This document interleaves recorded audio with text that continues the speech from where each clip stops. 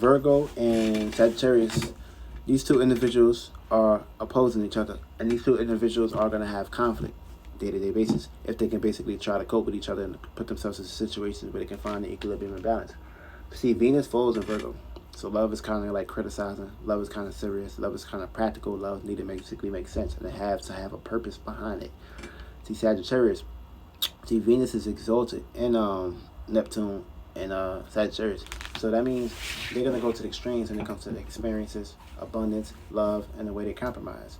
It's going to be situations where Sagittarius want to take risks. Sagittarius do not want to be smothered. And of course, fire cannot be touched. So fire is going to pretty much put itself into situations where it may have to pretty much do things that it don't want to basically do.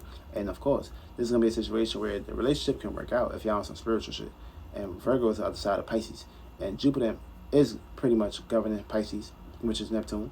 So that means that these are kind of like opposing energies right here, but this is going to be square. They both got that modalities of being mutable, changeable, and of course switching things up, and of course being mind opening, mind boggling, aka this is going to put them in situations where they can pretty much have an expandable mind.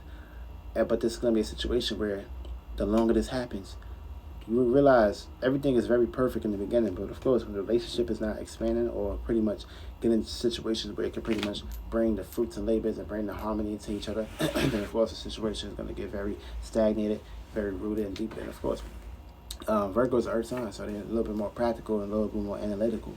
See, Sagittarius want to rely on faith and intuition, but Virgo doesn't really seem to like pretty much connect on that perspective. They know where they're coming from and shit, but they need to see the physical reality and of course the earth modality, put it to practices, aka putting the pieces together. It's one thing to basically say, if Sagittarius would say, okay, there's $1 million right here, Virgo will be like, I don't see it. How the fuck is it gonna happen?